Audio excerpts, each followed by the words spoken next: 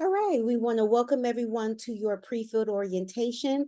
I want to say congratulations on starting your field placement at the University of Michigan. This is really the most exciting part of your education because this is where the knowledge that you're learning in the classroom comes alive. It becomes real. It is very dynamic and complex, and this is where you learn the nuance of being a social worker. My name is Dr. Yanni Robinson. I am the Assistant Director of Field Education, and I am going to be guiding you through this pre-field orientation. Today, we are going to start with introductions, and then we will discuss roles in field education. We will review the technical standards and the social work competencies, and then we're going to go a little bit deeper into your field education assignments, credit hours, and getting ready for field, particularly as it relates to your assignments in your Canvas site, which you can find a lot of important details in your Canvas site. So by the time you leave this recording or this meeting, you have a great overview of all the details of field education. But again, we will stay connected with you as your field faculty and as our field administration team. If you ever get questions, please do not hesitate to email us or email our main office staff, and we are more than happy to help you out. So I would like to now share with you our entire field education team, just so you could get an idea of the number of people that are working to support you. We do work as a team, everyone, and we have weekly meetings. We're always tapping into each other for resources. So this is the Michigan difference. Most schools do not have the privilege of having dedicated field education staff.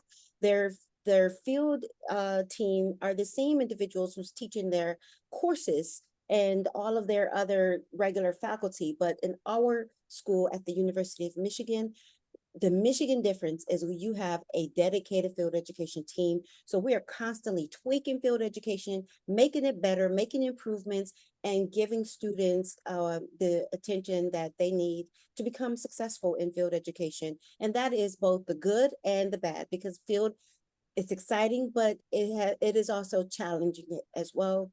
And we're here to support you and walk you through some of those challenges. Speaking of support, I would like to start our introductions today with Professor Erin Kong.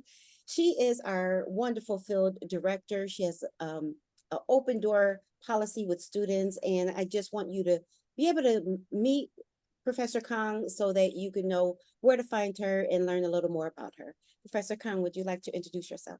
Yeah, thank you so much, Dr. Robinson. Hi, everyone. I see some familiar faces on here, actually. Some of y'all I have connected with in one-to-ones over EBPs. Maybe you've seen me in webinars, so nice to actually meet you in a smaller venue.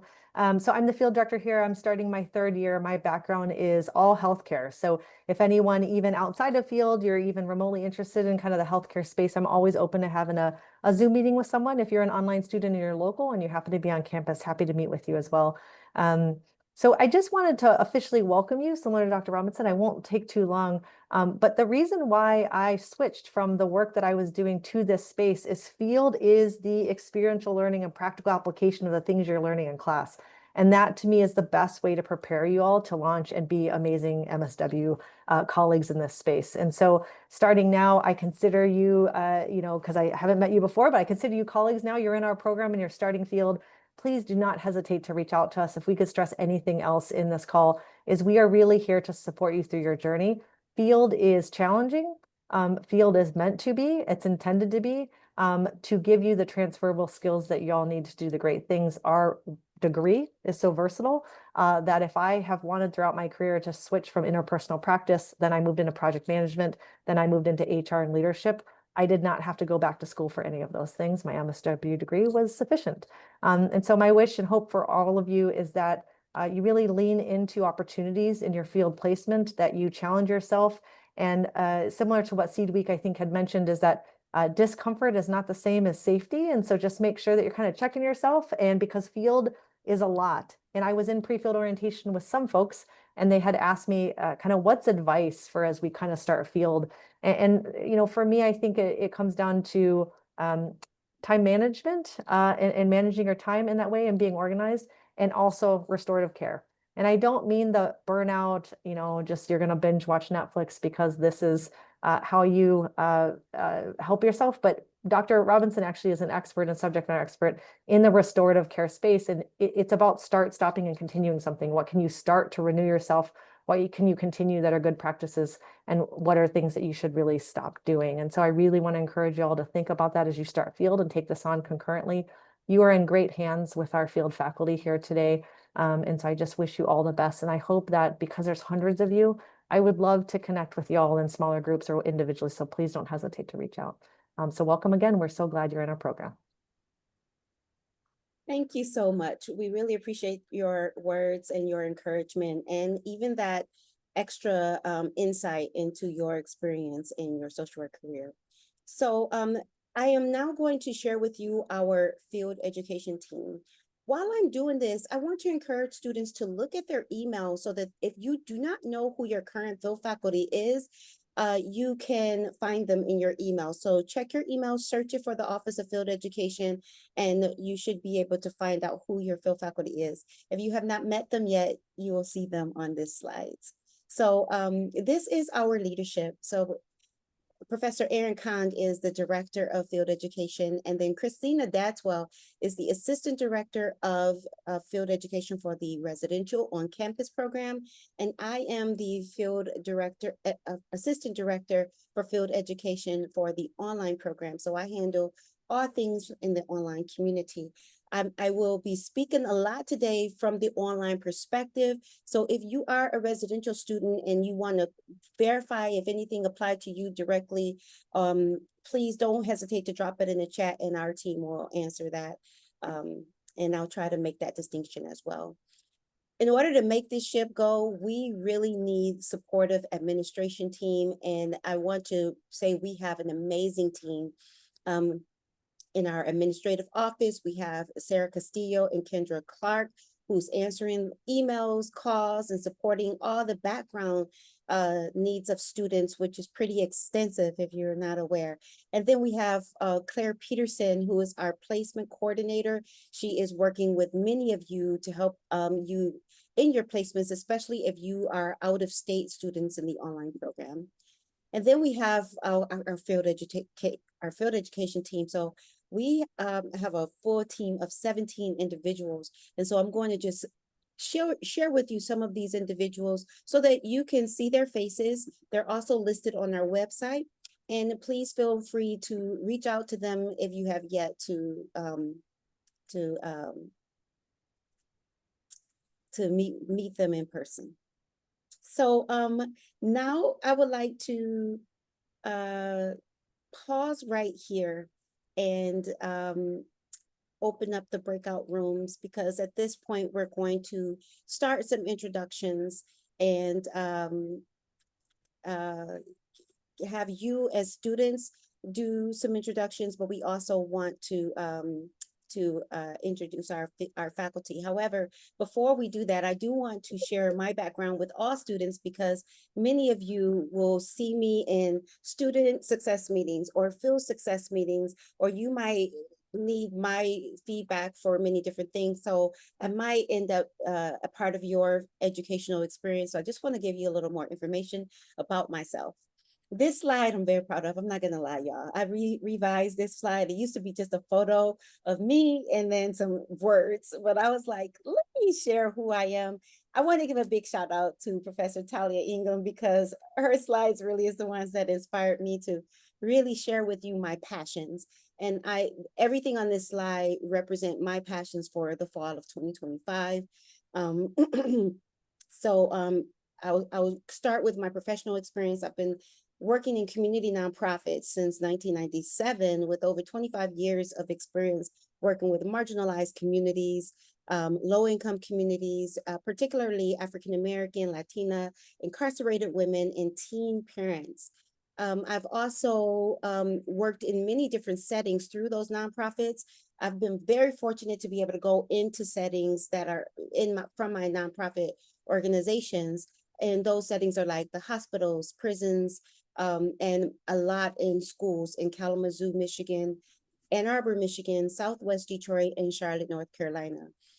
I've done lots of community mental health presentations because my interests and passions rely around prevention and early intervention around mental well-being, healing and resilience, um, especially after traumatic events.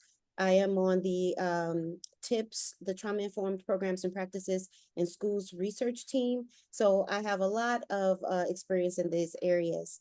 And then I have lifestyle medicine on here because this is my newest area of research and professional commitments. Like the rest of my life, I would like to do this. And I also want to share with you, just in case any of you would like to pursue it. But this year, I'm going to be pursuing a certification in lifestyle medicine, which is a healing modality where lifestyle is the predominant healing force for prevention and reversal of disease and mental health and well-being. So that is really exciting for me. And then the last thing on this slide is my garden. I'm getting back into gardening after many, many years. I've never really known how to garden, so I'm diving in. And these are some plants on the screen. The one at the top is a watermelon plant. Very proud. I'm in Charlotte, North Carolina, so I get to plant watermelon. And then my first harvest of chives, cucumbers, and cherry tomatoes. So that's me. And I'm passionate about all these things. Would love to talk to you about any of these things and much more. Now I'd like to pause and please, the breakout rooms are all open. So if you are Professor Adumbi's or Professor Berry's students, you may choose to enter their rooms in the breakout room. So I'm going to allow a few minutes for you to jump into those rooms right now.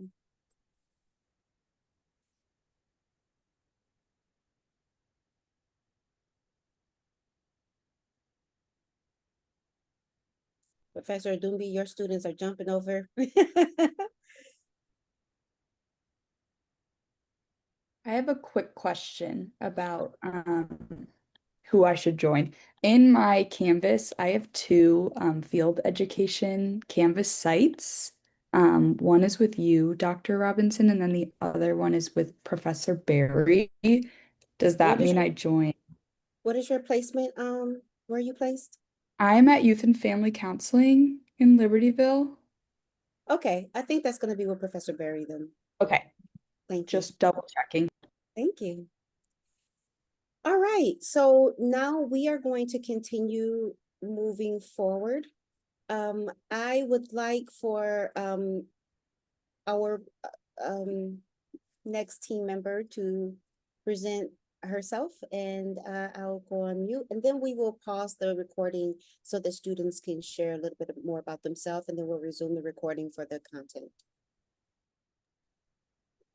Thank you, Professor Robinson. Well, my name is Telly Ingham, as Dr. Robinson mentioned, and I am another field faculty here at the university. I have some experience as a placement coordinator and as administrator within our office. So I've been with the office for about 6 years, I would say, in different roles. So now I'm moving into the field faculty role. So I'm very excited to continue supporting students through your placements, as well as I know I helped maybe meet with some of you during the placement coordination. So it's really exciting to, I think, get to continue forward with you as well.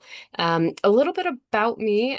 So I do have a BS in psychology that I got. And then I also did get my MSW in interpersonal practice here at the University of Michigan a few years ago as well. So within that time frame, I've had some experience as a nonprofit and a private practice clinician, serving clients from children, youth, and families, low-income families, doing some home visiting for a separate program that was a nurturing families model for parents, and then have moved a little bit more into higher education as well. So I also have a little experience with grant writing, just a little, and community mental health presentations for children, youth, and families, and women's health in particular. So again, as I mentioned, I was a placement coordinator, and then I just, for fun, I figured I would throw a little bit of my interests here. I do have a lizard and 2 cats at home, along with a rambunctious little 6-month-old.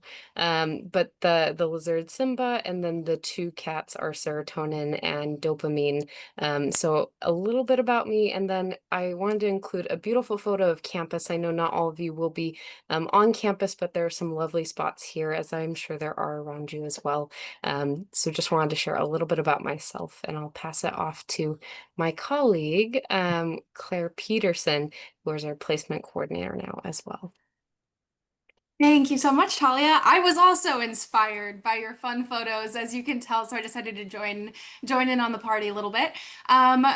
I know I've met with a few of you in the past in that placing coordination previously, but I have a background in psychology and philosophy. I went to Alma College for my undergraduate degree.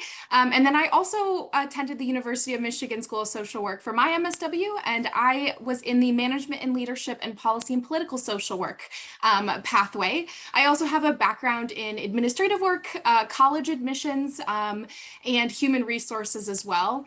And then I also just wanted to share some personal interests. I love camping. I'm very much an outdoors person. I'm very proud of my athletic career. I was on the cheer and stunt team at Alma College, and I'm a big fan of Michigan football, of course, go blue. And then lastly, in the top right, that's my sweet cat, Larry, and he has joined some Zoom calls in the past as well. So another familiar face.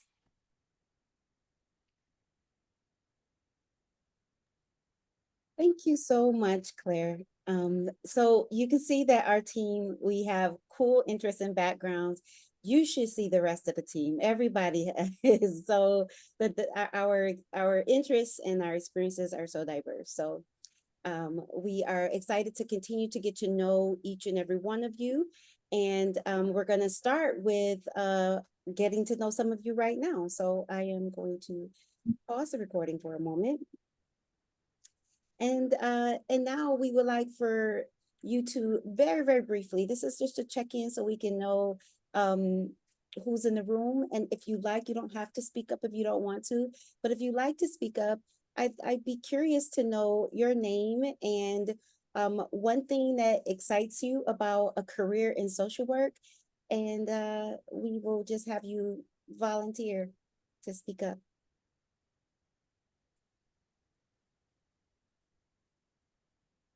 My name is Blake Jones. This will be my first year attending my MSW. I have a master's of science, psychology. I'm 3 years into my foster care case management experience. Did I miss anything? Oh, that's good. Thank you.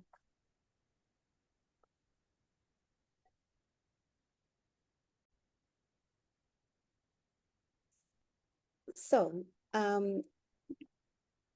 we want to start out today with what is field education. You know, sometimes people are very unfamiliar with this when they're coming into our program. So we want to get this footing together right away. So field education is the applied learning, the real world experience that you will gain in your MSW curriculum.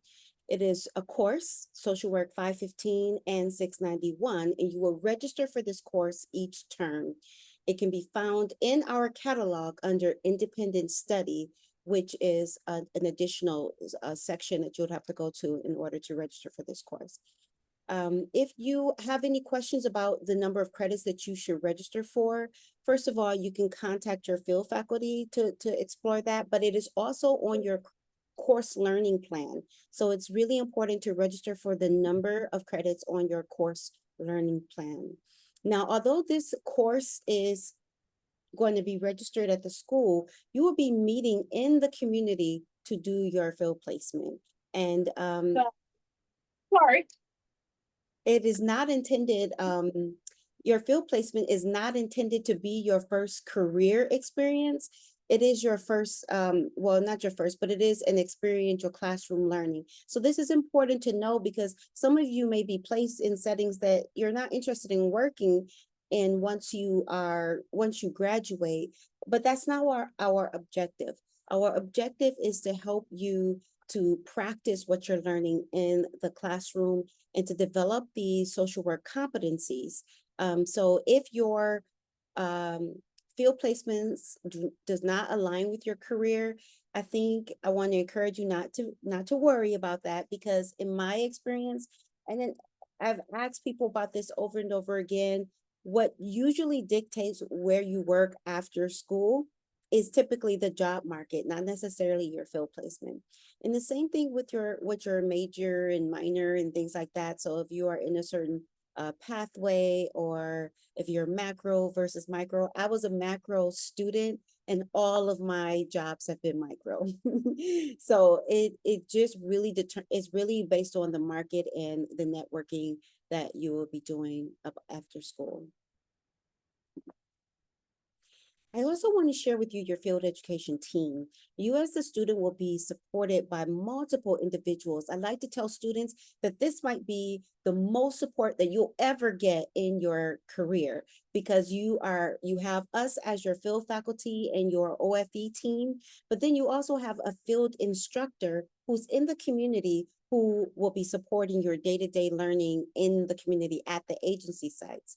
Some of you might also have a task supervisor, which is a secondary field instructor who would support your learning as well. A task supervisor doesn't necessarily need to be a social worker. However, your primary field instructor does need to be a social worker. Sometimes you might get a task supervisor if you're working at a law clinic doing social work in their space, but the lawyer or the people there working, let's say in immigration, they are not actual social workers, but they're doing the work and they're guiding the work. And then you will have a primary supervisor who will help you to integrate the social work values and principles into the work that you're doing at the law office. Communication is extremely important. So frequent and timely communications with your field faculty and your field instructor is essential for your success. We are really wanting to support students in building their communication skills. So please do feel free to reach out to us at all times. If you feel like you have a problem, if you're confused about something, we do welcome you to reach out to us. Our emails and phone numbers and those things we have group office hours for our whole team. Those things are listed in our Canvas site and on our website. So it's really important for you to communicate with us, because we're not seeing you day to day. We're not seeing you in the field site all the time. That is your field instructor who's going to be seeing you day to day. We will, however, be meeting with you at site visits once a term to check in on your growth, on how you're able to integrate the social work values and principles and competencies into your learning and your placement, and to check in on your progress and to be a resource for you to grow and challenge yourself in your field placement. Now, the technical standards is an important thing I like to remind all students that they signed upon matriculating into the program. It is important for you to remember that you signed this document, because every student is held accountable to the technical standards. So whether or not you remember signing this, you are still going to be held accountable to it. And it's basically saying that you will be using effective communication and professionalism when you are entering this program, regardless of disability accommodation. So this is not a situation where you can say, I have a certain disability, so that's why I'm disrespectful, or this is why I'm not communicating. You must meet the technical standards. It's a minimum requirement for being in the program. Now, you may have a disability that impacts your ability to communicate effectively, but this is where you communicate in advance. Say, hey, I do struggle with communication. So how do what tools can I use? What resources are there for me? And then it's up to you to practice those things. And the reason why this is important is because in your career, you are going to be affecting people's lives. And a decision that you make could impact someone in a way that can be amazing and will change them and they will remember you forever, or it could be harmful as well. And so we want all of your impact in the community to be like, oh, I'm so grateful for what you've done. I'm so grateful for all the help you've provided, instead of the harmful impacts. And that's why not only do we have the technical standards, but we have tools and resources to help you build, whether you have an accommodation or not. We all need professional skills and we need to develop that. And then this is another reason why field education is so important, because in your field placement, it is where you'll build those professional skills in having difficult conversations when you're not getting along with your field instructor. That might happen.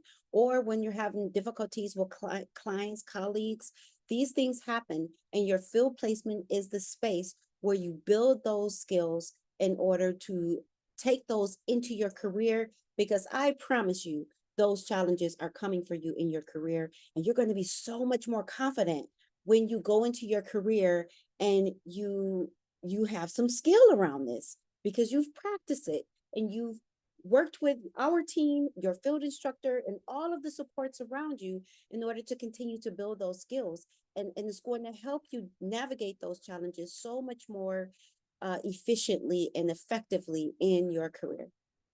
Okay. So these are more of the technical standards, emotional readiness and your behavior readiness. These are more another example of things that you will be expected to do. Okay. Now, challenges in field. I just mentioned this a little bit, and I talk about challenges a lot in field because I'm actually hoping that you experience challenges in your field placement. And the reason why is because our career is challenging. It is really, really rewarding, but it's also challenging. So we are all drawn to social work oftentimes because either we have seen it in action or because we have experienced someone helping us and we want to now give back. We are kind of heroes, to be honest with you. Oftentimes we might see people on one of the worst days of their lives, and we are the ones that bring the light. We help guide them back to a sense of balance, normalcy. We help to rebrand what's normal in the person's life when something changes forever. And we help to heal people from past encounters and pain. It is amazing. It is amazing what we can do. Our work will live on long after we're dead. Our work, the impact on the community, the children of the people that we serve and their children's children, it is going to be going forever. And this is one of the reasons why I love being a social worker. I have such a great sense of purpose and meaning in my life because me showing up every day for all of these years has mattered. Isn't that great? Isn't that great to have a career where showing up matters? I've been passionate about this my whole life, yet I cannot tell you the challenges I've had. It's driving me crazy sometimes. It has been hard days and stressful days, painful days, days where I've experienced secondary trauma, days where I've experienced angry people, frustrated people, days where I've been disrespected by a director. It's been a lot to deal with. So when you're facing these challenges in your field placement, it prepares you for those challenges in your career. Because frankly, it doesn't matter where you go, even if you're not in social work, these challenges are coming for you. And what we want to do is we want to have our students ready. We want to give you skills. I cannot tell you, I just met with my director today for supervision, and I shared with her something that I observed her doing very, very skillfully. And I was like, oh my God, I would not have known what to do if I was a leader in this position. How did you know to do it? What did you do? What was your thinking? And she broke that down for me. And I took copious notes because I want to be ready when I am facing those type of challenges as a leader in my future. And this is the same thing we're giving you. So I want to let you know that if you are facing a challenge in field, it's good. It's good. Welcome it. It's uncomfortable. It's scary and it's good. Welcome it, because this really helps you prepare for challenges that are coming in your future. You will be more skillful in your future. Now, another thing I want to share is if you're having a challenge in field, it is also worth your energy to prevent any disruptions in your placement and to preserve your placement. I do believe that some of our students might not put the amount of effort into preserving their placement. And they're like, well, I'm going to just quit or something like that, not understanding the impact of what it would mean to have a termination or to quit their placement. And sometimes it means that they will have to delay their graduation by 2 terms. Sometimes it means that it will be more money. And when I say more money, it could be up to $10,000 or more. I don't even keep track of those numbers, but I know it's money that most of my students do not have to spare. So it is really important to think about, is this something that we can work through? Is this a challenge that a crucial conversation can help me navigate? Or is this something that is not tenable? Is this a situation that is not tenable?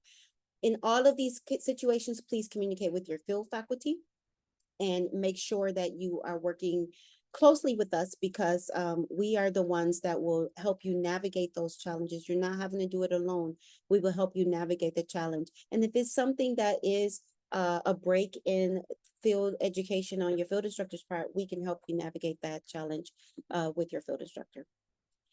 All right, those are the hardest parts of this conversation. Now let's get into the nitty-gritty about just the Canvas side and the structure and things like that. So everything you need to know about being successful in field is in your Canvas site.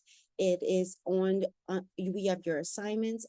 There's an assignments tab in your Canvas site, which I think is one of the most important spaces, as well as your announcements, which is where we'll communicate with you throughout the term. So field education is 25% of your grade, and it is a class. So make sure you're using your Canvas site and check out the assignments, because all of the assignments are timely submissions for those assignments are in the Canvas site.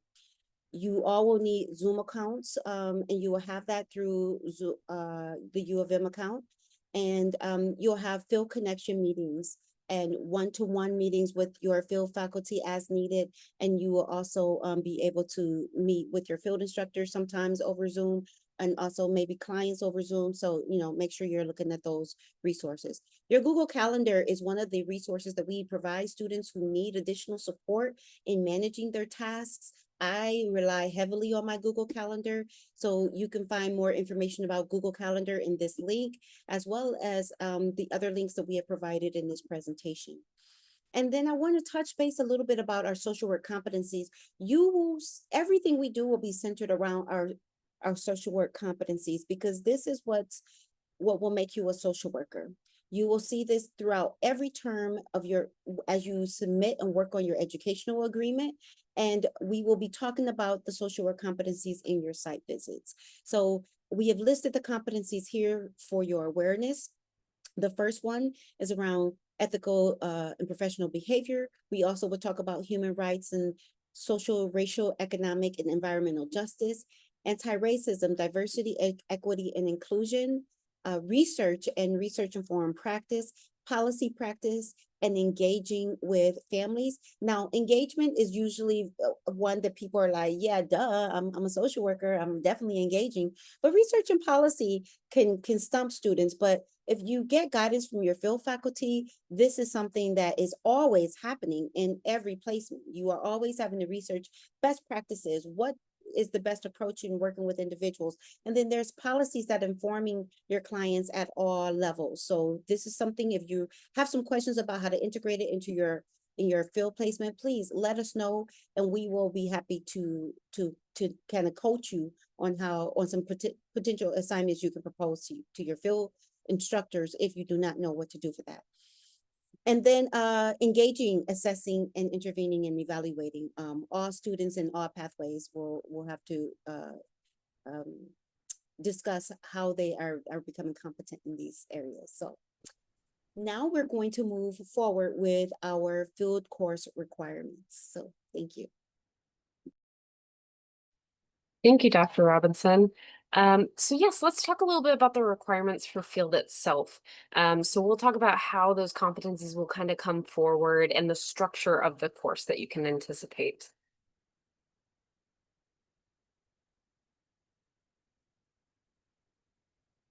So these will be discussed in details on following slides, but here's a brief overview of kind of the assignments that you'll have throughout the term. In addition to needing to reach your total field hour requirement for each semester, the following courses, these are the following course requirements. So the very first assignment is the placement verification form. That's going to be when field starts for you and is a fairly easy assignment. We'll walk through that shortly. The second will be field connections, signing up and attending that.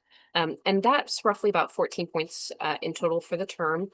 Site visit scheduling and attendance, which is also once per term that you can anticipate, and that's 24 points of field. And then the online educational agreement assignment selection. So that's even just selecting which ways that you're going to be engaging with each one of the 9 competencies while you're in field. And then if we move forward, you can also see that we have a competency practice reflection, previously known as the key learning assignment, and that's going to be worth 14 points. So it's kind of a template to help you walk through the competency assignments. Again, we'll get into that just a little bit further. We have a final online educational agreement for all practice reflections and evaluations are due in there, and that's about 27 points of your field grade.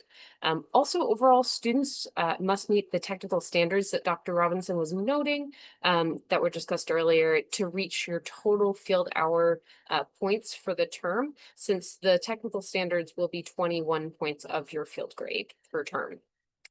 Now, just like other courses in the first day of class, I want to review each of these course assignments a little bit more in depth so you can understand what those might look like. And the title of each one of the slides, as you can see with the placement verification form, is going to inform what we're going to be maybe discussing specifically. So the placement verification form is a very quick and fairly easy online form that really helps verify a student's placement at their agency. It identifies who your field instructor is going to be, who your task supervisor is going to be, if you have a secondary instructor. It's also going to discuss your schedule, right? Kind of confirm the importance of orientation materials such as HIPAA, liability, safety, client transportation, things like that. And verifies accurate course registration. So we're going to want to make sure that your course registration lines up with the course planning that we have on file for you. So it's that first checkbox that we have during the term. I just want to note the placement verification forms are open. So if you can go ahead, start looking through that, and that can be found in Canvas and on the school social work website as well. So the very first step that you'll take with that is fill out the form and submit that no later than the due date to allow sufficient time for your field instructor to approve that as well. So it will have to go through any supervisors who are in that plan to make sure everybody's in agreement with that. And that will be open the very first day of field itself. The second step is to ensure that that field instructor, and if you have a task supervisor, is aware that you submitted it, so they can go ahead and they can sign their portions as well. So if you do have 2 field instructors or a task supervisor, want to make sure that they also are aware that that placement verification form is there so they can sign it. Your field instructor needs to submit their signature by 9/9/25, just to let you know. And please include your weekly supervision agenda to check in on the status as well. So make sure that's part of your supervision so you're connecting and communicating right with your field instructor. The third step is to await the final confirmation email from our office. So this will help you validate that, yes, you have submitted it.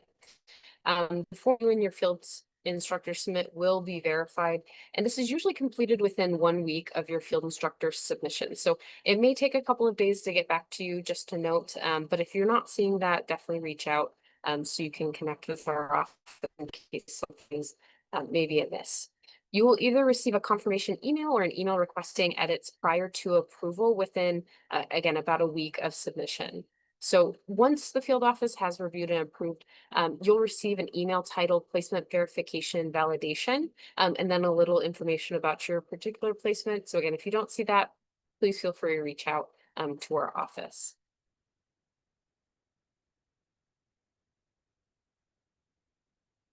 the first part of this assignment was to submit the form in order to get the credit for this and complete this assignment in Canvas. So please go to assignment 1 in Canvas once you've done that assignment and upload a screenshot of your Office of Field Education confirmation email to receive a type or to confirm that you have received and submitted that form. And you can either type a comment that your placement confirmation was emailed and received on the date that you may have received that. So why is this assignment important? We want to share that the placement verification form is needed to confirm when, where, and how long you will be in your field placement with your agency and verify that you are familiar with any sort of the required policies of the agency. So we want to make sure that you're comfortable with those elements as you're beginning your field placement. Now, we never like to, I think, highlight kind of the consequences, but there are some things that are notable when it comes to not submitting by the due date. So we want to make you aware of that so you know how that could impact your field if that's delayed. So unfortunately, the impacts of not submitting is potentially that your field hours may be suspended until the form is submitted, meaning that you may not be able to continue at all in the field placement if it's late until it's submitted. Your field grade will be impacted if you have not signed it yourself on time. So some points can be removed from overall course grade for late student assignment submissions. And your access to the educational agreement, your main assignments for the course, will be delayed since students aren't able to access that until the placement verification form is completed and verified by our office. So it's kind of like a key that opens the door to that competency assignment that you'll be working on for each one of those 9 competencies. So the sooner you have it in, the sooner you can start looking at the assignments and kind of selecting those for the term. So the second assignment that you'll have in Canvas is the Field Connections, which is a Zoom meeting with your field faculty and fellow students. So it's kind of like a drop-in office hour, and some are topic specific, things like that. So definitely take a look at that in your Canvas site. And you should be able to choose from multiple dates and times, and you have to attend one field connection throughout the term. But again, you get to select which one you might be interested in going to. And the field connection space is really for you and your peers and myself or your field faculty, whoever that may be, to come together and connect, right? Discuss experiences and provide support to each other as you're maybe offering strategies for navigating a challenge in field to help increase all of your success in the field itself. So you will see assignment 2 in Canvas. It does have a sign up for field connections with your particular field faculty for the coming term. So feel free to go in there, start looking at the dates, and again, select them for the term. And you're welcome to attend more than that. But if there are multiple ones that you're interested in maybe attending. So attendance and participation in at least one is required. As I noted, you can go to more. And sign up is in your Canvas site, again, under that assignment 2. So you can bring your questions and concerns to help connect. And you may hear topics such as ethical dilemmas, career planning, licensure, self-care and restorative care, burnout. And then we definitely offer topics around the key learning justifications and how you might fulfill some of that educational agreement as well. So just wanted to note, if you're a newer student, that sometimes can be very helpful to drop into the competency development or where we're discussing a little bit more about the assignment. We find it's very useful for students in their first term of field as you're getting familiar with the competencies, if you're not familiar with them yet, or just have questions about them and how to fulfill those. We want to make sure that you're succeeding in field. So we often get asked if this counts for field hours, that one field connection, and want to share, yes, the hour that you spend in field connection does count towards your field hours.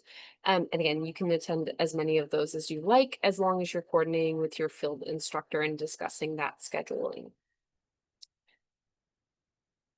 Okay, after you attend in full with camera on for the entire session, the faculty will mark your attendance in assignment 3 as completed, probably within about a week after you attend. So just want to note that's kind of how we'll follow up with that once you attend your field connection. Assignment 4 in Field Connections is for your site visit. A site visit is a meeting that includes your field faculty, your field instructor, and a task supervisor if you have one assigned to you. Again, not all students do in their placements. And it happens once per term that you are in field for about 1 hour or less, just to give you an idea of how long that takes. All the details for setting this up are in the Canvas portal under the assignments tab. And students need to coordinate with their field instructor and also their task supervisor if you do have one, just to make sure everybody's schedules are in alignment. So you'll be able to select from your field faculty's calendar to make sure when a good time is with them, and then coordinate that with your agency to sign up for your field site. Once one meeting, right, is required per term to evaluate progress. So again, students set this meeting up, look for that in your Canvas site. And it's going to be a time for you to discuss field progress, also receive any feedback on strengths and areas for growth, right, for that current term or following term as well. And depending upon multiple factors, it can be either virtual via Zoom or in person, depending upon your preference and maybe the timing and your agency's preference as well. So if that is something you're interested in, definitely connect with your field faculty a little bit earlier. So again, if that's me, please feel free to reach out. We can maybe discuss that. Otherwise, feel free to kind of move forward with a virtual Zoom meeting for that. So during that once per term site visit meeting, students should kind of prepare to share specific tasks you've been learning and learning experiences from your practicum to that point.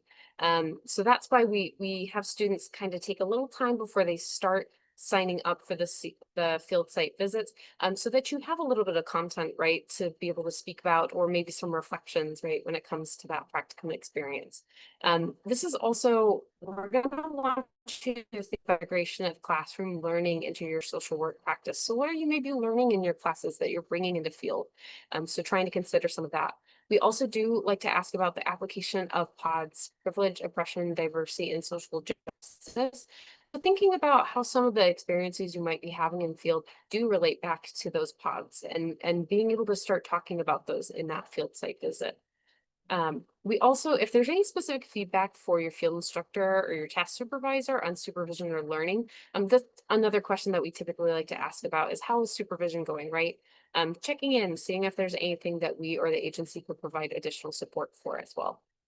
So know that you may be asked about your supervision structure. For example, when do you meet for supervision? Is that 1 hour of time together with you and your MSW? Is it maybe a group setting? You might be asked to share any challenges or successes that you've had through the term as well. Or maybe asking about self-care and resilience. So just a couple of topics that might come up in your site visit. So this information is included in a general agenda for the meeting and is listed under assignment 4 in the Canvas site for all of your site visits as well.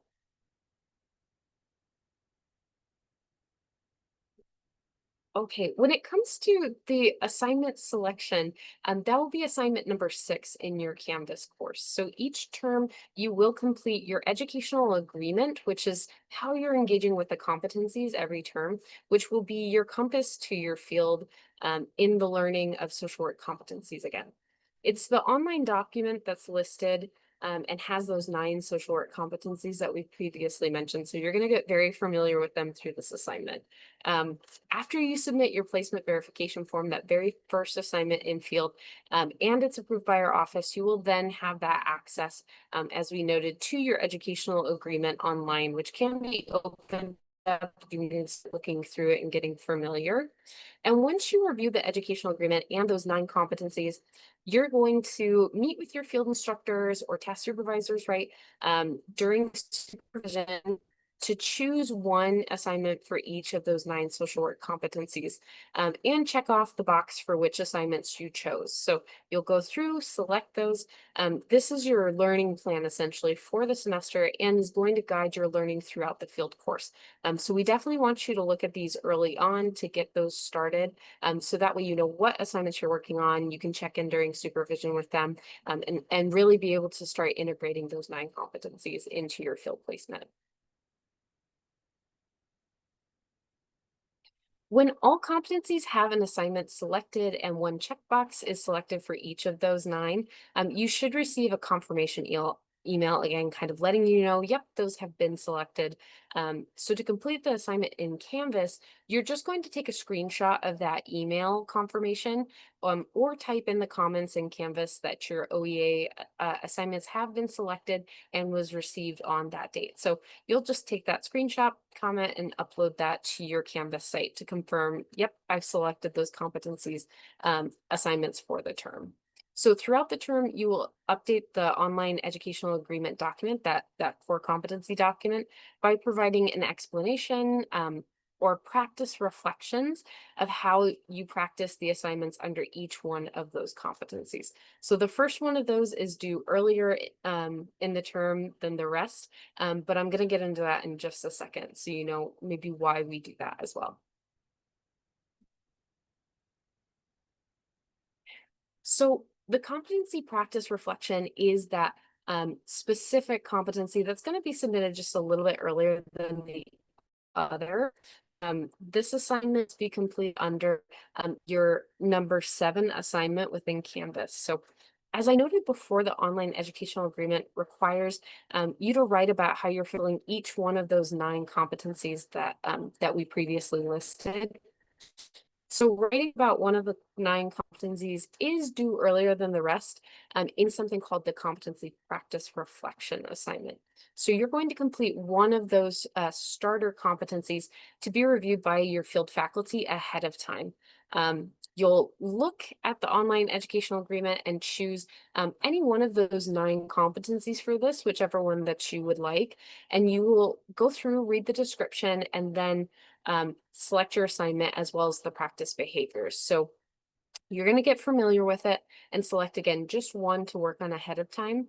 And then we'd encourage you to follow the directions and the prompts within the Canvas assignment, since that's going to help you write that reflection and follow the format. So it's actually listed as a quiz format when you go into Canvas.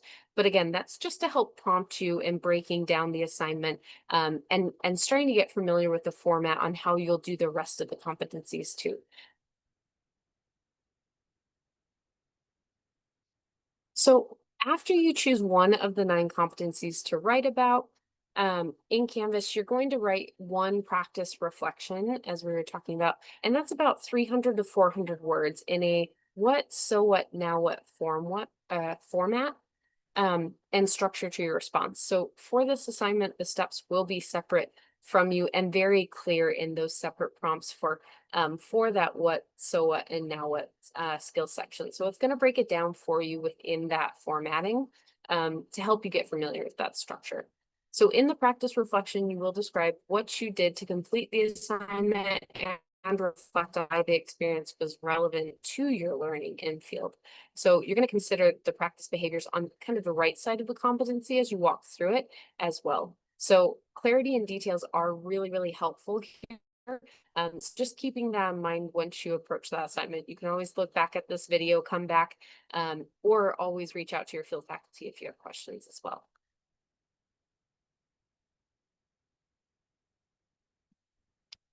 So after receiving assignment grades and feedback, go ahead and make the changes, right, to edit and transfer your entire narrative, including your skills list, into that designated practice reflection box in your online educational agreement.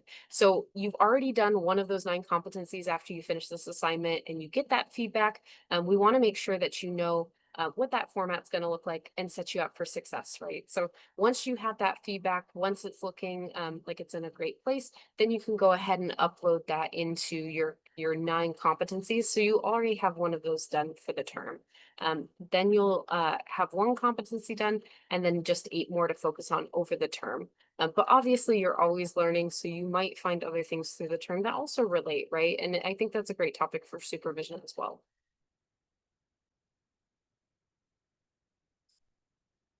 So when it comes to the actual educational agreement, this is where you're going to describe your practice and discuss it with experience, right? And connect those experiences to the 9 social work competencies on the remaining 8 social work practice reflections, using that same reflection tool and process that you already used from the previous slide in that what, so what, now what. But this time you're going to write them out on right into your educational agreement itself. So at the end of the term, you will finalize your practice reflection experiences and rate yourself on your own development of each one of those competencies as well. And also you're going to ask your field instructors to rate and sign the document to confirm your performance and hours were completed. So you get to rate and confirm your performance, and then you'll also, once you submit, that will go to your field instructor and task supervisor if you have one, and they will also walk through that same process. So there are multiple steps required before your final OEA grades can be finalized. So once you submit the OEA and that educational agreement, field instructors and task supervisors then need to complete and submit it too. So it's not fully done until that field instructor and again, task supervisor sign off if applicable.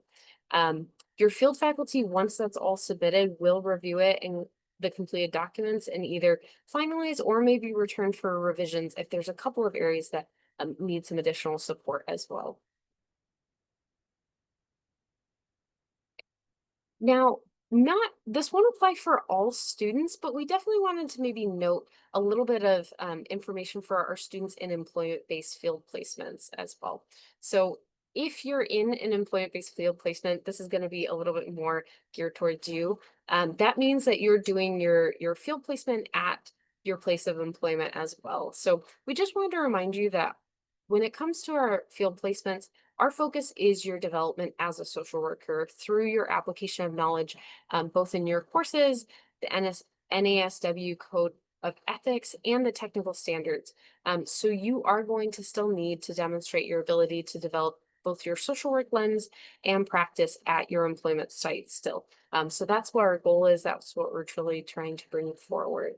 So just a friendly reminder to ensure that you are focusing on your required field hours and tasks based off of those 9 social work competencies that you agreed to when you were applying for your field placement with your employer. So it should sound fairly familiar, but just that's what we're highlighting, and your assignments will be based off of for the term. So your employer must be able to offer those master's level learning experiences as described in that application that you submitted. And then accumulation of hours does not equal competent social work practice as well. So learning should be progressive in nature and increase in rigor over multiple semesters. So just, we want you to get that competency and that development over time. And that's not always perfect, but that's what we're focusing on with the employment-based placements as well. So please reach out to your field faculty for any guidance related to the social work learning experiences and goals if you do have any questions along the process as well. We are definitely here to help. And as Dr. Robinson mentioned, we have different methods of communication, but please look at that U of M email and that Canvas site and reach out if you do have any questions. With that, I will go ahead and turn it over to our placing coordinator, Claire Peterson. Thank you, Talia. Appreciate it. So kind of as Yanni was saying earlier, all of these are listed in Canvas, and you'll see that as a kind of repeating theme throughout this presentation, that a lot of this is on Canvas. So when in doubt, check Canvas. But just to kind of generally go over these due dates with you for clarity, we do expect all students to meet all deadlines relating to field assignments. And these due dates listed here are when the assignments are due to your field faculty. So you will want to collaborate with your field instructor to complete the assignments because they are the ones that are going to help approve the placement verification form and will be participating in your evaluation at the end of the terms as well. So just kind of looking over this, planning ahead makes all of this easier. So please make sure that you're communicating these deadlines to your field instructor as well so that it can be a collaborative process. So just as you'll need to communicate with your field instructor regarding due dates, you'll also want to talk about the academic calendar as well. So most field instructors are not connected to the university, so they'll not be operating on the same academic calendar that we are. So that means you need to talk to your field instructors about breaks and vacations. And this includes creating a plan for any missed times to ensure that you get the total number of hours needed for the semester. So for example, if you have field on Monday, October 13th or Tuesday, Tuesday, October 14th, you will need to notify your field instructor that you will not be there in advance so that you can create a plan to make up those hours that you miss for fall break. You can also find these due dates for each term in the school's calendar, which is on our website as well. So moving into registration and hours, as you're considering hours and registration for each term, oh, I see we have a question. Yes, I have a question. So if you're on if the school's on break, but you still want to participate in field, is that possible? Generally, we have allowed students to work over their breaks if they choose to, but it's certainly not required. And we do encourage students to take breaks to practice self-care. Yanni and Talia, feel free to jump in if you want to add on that as well. I think you answered it well. It's up to, sometimes students might have a wedding or an event that they need to take off time, and they might make up those hours over their break. So it's up to you and your field instructor. Thank you so much. Excellent. Great question. So going back to registration, please remember that the number of field hours needed must equate and correspond with the field credits you register for. So there's going to be kind of a direct correlation there. Most students will take Social Work 515 foundational field for 2 credits, and then in the following terms, they'll take Social Work 691, which is our advanced field. However, if you're advanced standing, then you skip foundational field and you'll only be taking that Social Work 691 advanced field. Students are responsible for maintaining a log and counting your own hours. We do have a spreadsheet linked in the slideshow, and I saw that great question in the chat. This will be posted on the website, the presentation, so you can get that link as well as this recording later on. And I highly encourage you to review it and maybe adjust it even as needed. You're also welcome to utilize whatever log that your field instructor provides. Some agencies already have a log ready to go. And this log is also located in Canvas, that ongoing theme, it's in Canvas as well. So you'll only turn in your field log to your field instructor and task supervisor. But if you do need to kind of correspond with the field faculty on that, you're welcome to kind of have that on standby.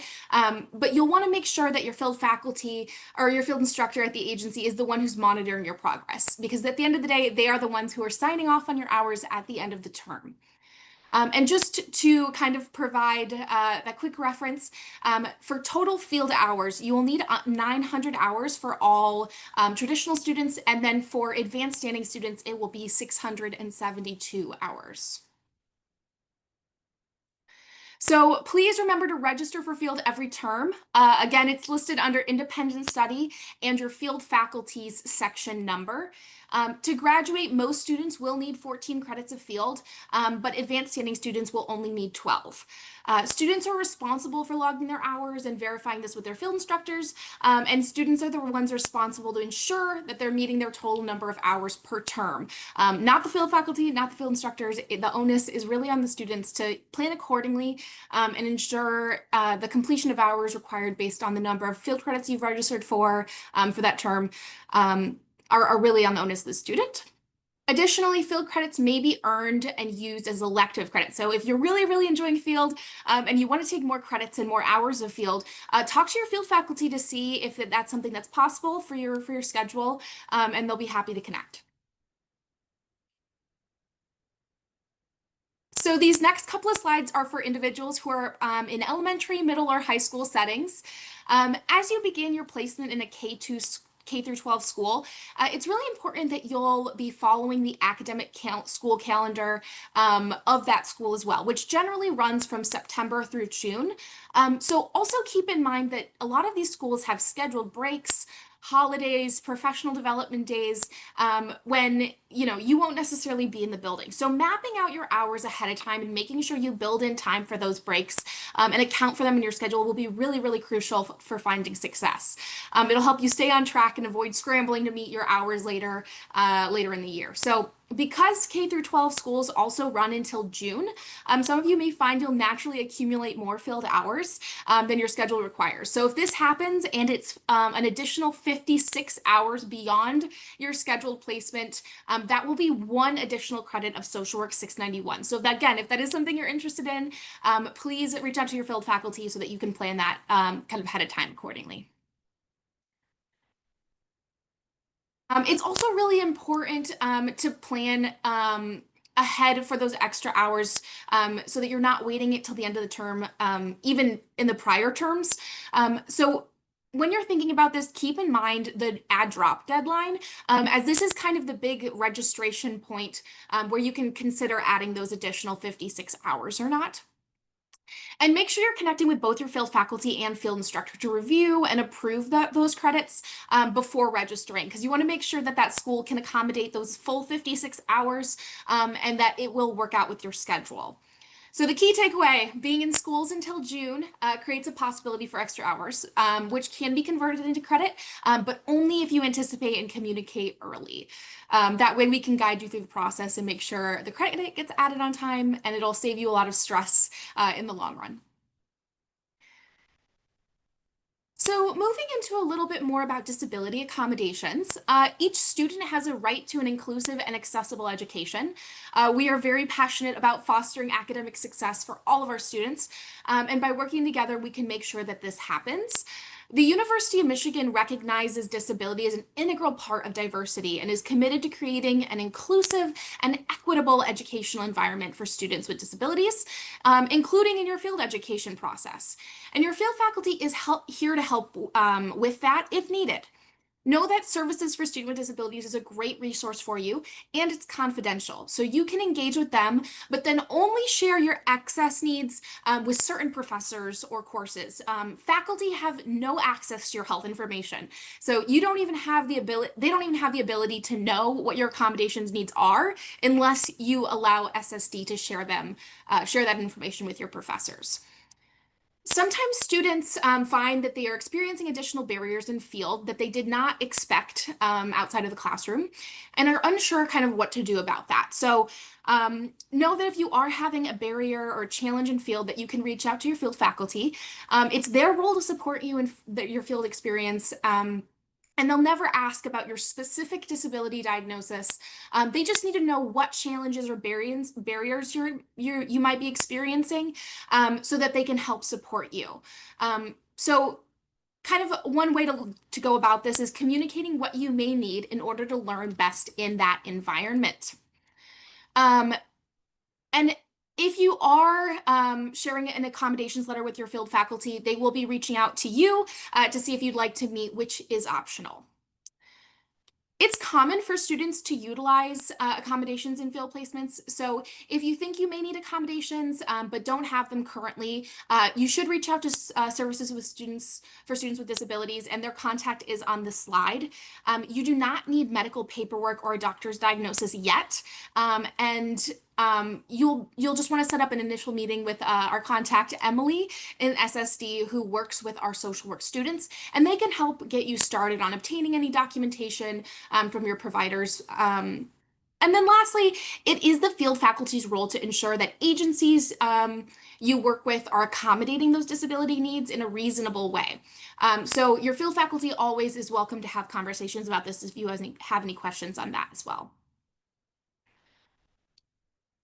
So next, if you're an international student, these next couple slides will be for you. All information specific to international students is located on our website. And again, that link will be posted on our website too, so feel free to go jump in and grab that. Please read the special considerations and explanation of curricular practical training, CPT, below, and review the rest of the site to better understand the field process as an international student. It's pretty much exactly the same for international students with the exception of the CPT requirement. All MSW students with an F1 status are required to obtain curricular practical training authorization prior to each term that they're in field.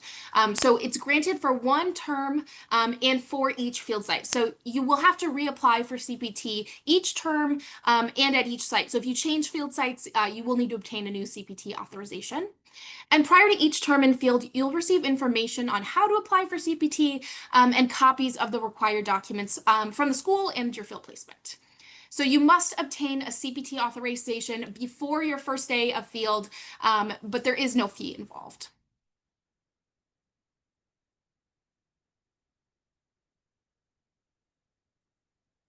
And just as a reminder, you cannot accumulate field hours until you've emailed your I-20 authorization to MSW or our School of Social Work MSW info email as well.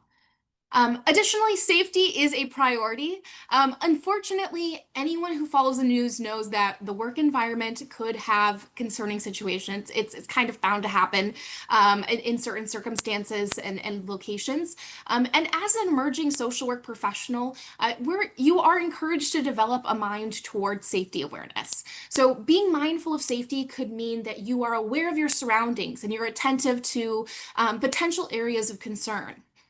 So while the habit of assessing safety may begin during your initial weeks in field, assessing safety is a tool that you'll continue to enhance throughout your career, kind of as Dr. Yanni was sharing at the beginning. We encourage you to become familiar with the various aspects of your agency's culture and procedures, and identify possible safety-related issues. So while we don't anticipate that safety will be of concern in field, it is important to think through these questions and be prepared for what possibly could arise. Again, review the organization's policies and procedures regarding safety, and make sure to talk to your field instructor about the types of situations or concerns that could arise in that placement and how you could address them. Again, social workers do all kinds of stuff. So your placement's specific safety concerns could be very different from your peers. So that's why it's important that every student has this conversation kind of individually. And similarly, if an injury does occur while you're in field, please follow the steps here on this slide and on our field education website. And we encourage you to spend some time reviewing the information with the field instructor so that placement verification form, you'll be ready to go and answering those questions on what you need to do in that realm. So when beginning field this week, students should ask their field instructor or task supervisor what type of unsafe or at-risk situations may arise, how to seek guidance and support in these cases, how you can be exposed to triaging client situations and what to do, how you should debrief after an incident or potential kind of situation. And as a part of your verification form, as we mentioned, you will need to verify that you have talked through these things. So make sure you do that in that kind of first week. So field is going to be hard and also rewarding, as we've been mentioning, and one of the most memorable aspects of your program. You are learning professional skills and you will make mistakes, but you'll grow and learn from them. It's going to be an experiential learning experience where you make major progress towards your goal of becoming a professional social worker. So as you're going into this, kind of have in mind, how you're going to enter your field placement community. As someone new, it's helpful to be open-minded, respectful, and positive. Understand that your anxiety about starting field is normal. Most students starting field have anxiety. It's a question of how are you going to navigate it and what strategies will you use. So kind of having some thought about that ahead of time can be helpful. And think about how to be resilient and how you'll recover from those tough days at field. And if you don't have an answer, you have a wonderful resource with Dr. Yanni to talk through some options. Think about how to have patience around all things, including yourself, your learning, your agency, and your field faculty. Know that we're all humans and we are all imperfect and kind of experiencing Earth at the same time. So I think having patience with the people around you as well as yourself is incredibly important. And then practice asking for help from your field instructor, your field faculty, and peers. Make sure that you are asking your field instructor for what you need as far as weekly supervision and tasks that align with those social work competencies. And make mistakes, learn, and make new mistakes. It is a learning process, and we put a link here as well for the imposter syndrome that some students can be experiencing. So if that is something that you start to experience, feel free to jump in and read some more about that. And then lastly, note that, some of you may be moving from a receiver of services to a provider of services. And that transition can also kind of come with some unique kind of things. So make sure you're taking care of yourself and considering those things kind of ahead of time as you're entering those spaces. So what you put into your educational experience, including field, will determine how much you're able to gain from your learning opportunity. And so asking these questions might help foster that. So even though this course does not have scheduled lecture or meet times, field is a course. So please ensure that you are reviewing the syllabus and the Canvas sites. Everything discussed today regarding field insights or field assignments is in Canvas in detail. Field faculty both welcomes and expects you to reach out with any questions or concerns relating to field. And please start by reviewing the homepage on Canvas by clicking Getting Started, and you'll be able to see a start of the term checklist in Canvas. I see we have a question. Oh, Yes, I just wanted to know, was it go me? for it. Oh, I just wanted to know, you said we needed 900 hours for the total? So yes, students, unless you're advanced standing, most students will be needing to obtain 900 hours throughout the duration of the placement. But those specific breakdowns on how many hours per term are determined by how many credits you register for. So if you have any questions on that, feel free to reach out to your field faculty and they can help talk through the specifics of what that breakdown looks like too. Okay, because I just was like, it wasn't adding up to me. Like, so I completed the master's track. So ideally, it's three terms, fall, winter, spring. But with those three terms in 288, I still leave me like 216 hours left. So I guess my question was, how would I be able to complete that? Can I just like, if I have that availability, do more time throughout those terms, or how Yeah, would that go? that's a great question. I unfortunately don't have your specific details up, so I can't take a peek at that. Maybe we can connect later on, or your field faculty can reach out to you to talk a little bit more specifically about your specifics, just so that you can have a more in-depth conversation. Okay, thank you. Yeah, absolutely.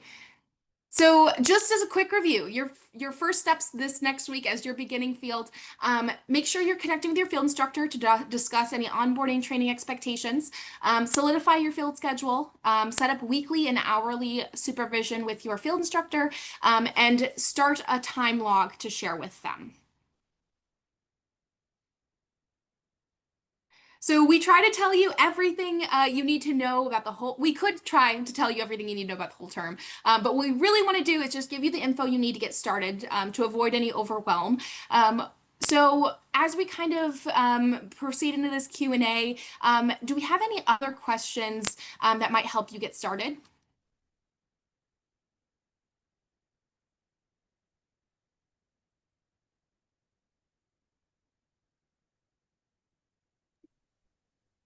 I have a question. It's kind of just echoing what Blake said because I'm also a master track student, and about the hours. So I'm sorry, what did you advise that we do to make sure that the hours line up? Can you just go over that one more time?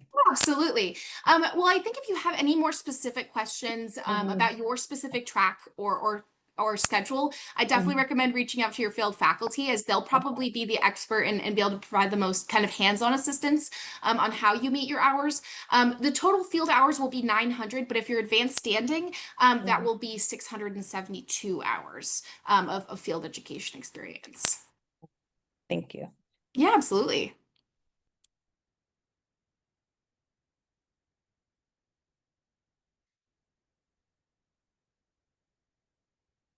Any other questions?